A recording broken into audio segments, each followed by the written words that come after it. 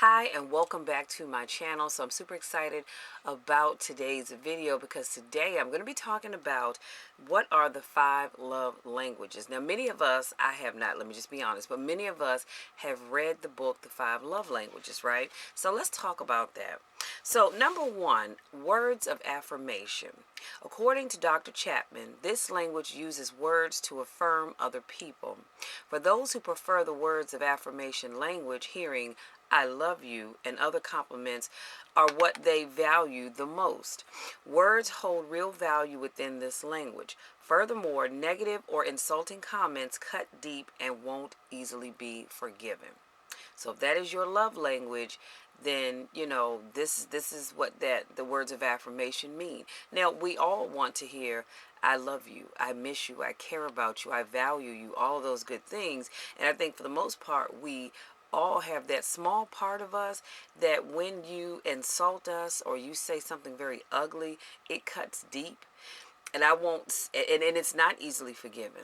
Because every time I look at you, I'm going to think about the thing that you said. So, number 2, quality time.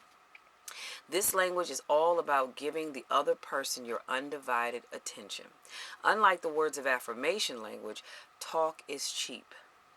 And being a loved one's main focus leaves quality timers feeling satisfied and comforted. Distractions, postponed dates, or other failure to listen can be especially hurtful to these individuals. Being there for them is critical. And I think for me, my love language is probably quality time. Yeah, I think it's quality time. Number 3, receiving gifts. Dr. Chapman says for some people, what makes them feel most love is to receive a tangible gift.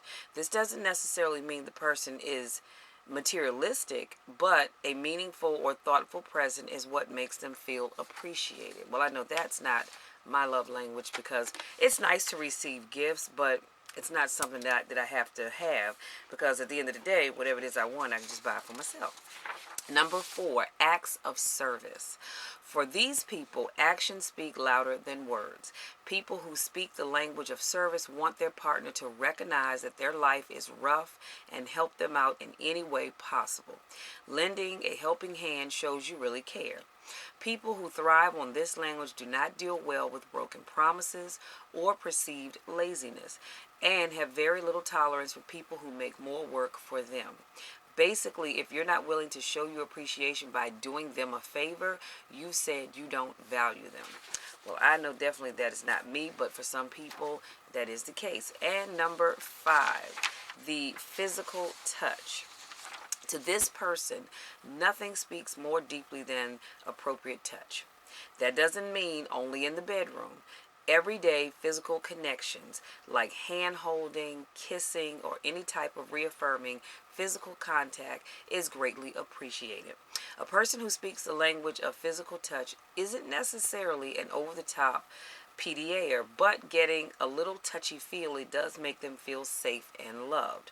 Any instance of physical abuse is a total deal breaker. Now, let me put a pin right here. I don't care what I do care. No matter what your love language is, when there is physical abuse, that should be a deal breaker for everybody, regardless of what your deal breaker is. That is a deal breaker. I'm sorry. Just because you or your partner favor a particular love language doesn't mean you should stop expressing the other languages. According to Chapman, even though we tend to favor one language more than the others, we still enjoy traits of the others as well, which is true because we are sprinkled in all 5 of those, but everybody has that main one. So, and Dr. Chapman doesn't think his love languages only apply to romantic relationships either. He has other books, you guys, The 5 Love Languages of Children, The 5 Love Languages for Singles, and The 5 Love Languages of Appreciation in the Workplace. And this book was co-authored by Dr. Paul White. And it illustrates how the love languages can pretty much be applied to any type of relationship. Now, as a church, we did our singles ministry at the time. We did the 5 Love Languages for singles. Very interesting. And I want to say I started reading the 5 Love Languages, but I'm not too sure. So I'm going to go and download it onto my Kindle or my Nook app and make sure I read it. So let me do a quick recap, and I promise I'll let you be. So we talked about the 5 love languages, and we talked about the first one was words of affirmation. That's someone that needs to be affirmed with the "I love you," "I care about you," "you matter to me," "you're special," all that kind of good stuff. Nothing wrong with that. I think we all crave that a little bit. Number 2, quality time. This is my love language. And this is where the person actually carves out time for you, or you carve out time for them. This means a lot to you, and you feel hurt when that quality time doesn't happen. And according to this, you yeah, because your being there is very critical, or my being there for you is very critical when you don't get that. Because I love quality time. I don't care if we're just laying in the bed watching SpongeBob, because y'all know I love SpongeBob. As long as we're spending that time together, doesn't really matter what we're doing as long as it's legal. Number 3, receiving gifts. These are people that need you to give them a gift. It doesn't have to be big and extravagant. It could be something as simple as this blue pen right here, or it could be something as this comb that happens to be sitting next to me. But they want to receive a gift, because when you give them gifts, they know that you love them. Number 4, acts of service. And for these people, actions speak louder than words. And they don't like perceived laziness. They don't like broken promises, and they have very little tolerance for people who make more work for them. And like I said, that's a little bit of all of us. And number 5, physical touch. This is the person that loves to walk and hold hands, and they love to walk along and you sneak in a little kiss here and there. It could just be on the cheek, it could be a quick peck on the lips.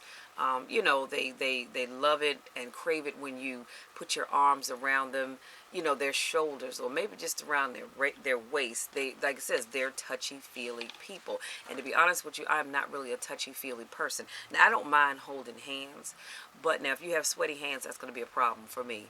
But I don't mind holding hands, but the whole time we're out, no, we do not have to walk around holding hands. I can promise you that's just not my style. I don't knock it for other people because I think it's cute. It's just not for me.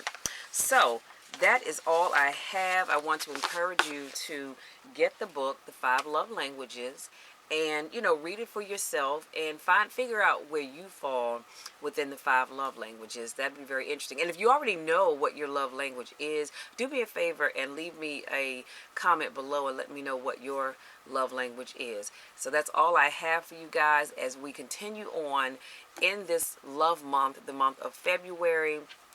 I want you to, because here's the other thing, when you know what your love language is, I think it helps when you're attracting that significant other. You know what I'm saying? Because when you know what your love language is, and that other person comes along, you'll say, oh yeah, that's the one for me when he comes along or she comes along. Or you know what, yeah, they're fine and all, but that's not really me over there, because their love language is just a little off. It's not what I need to help me grow.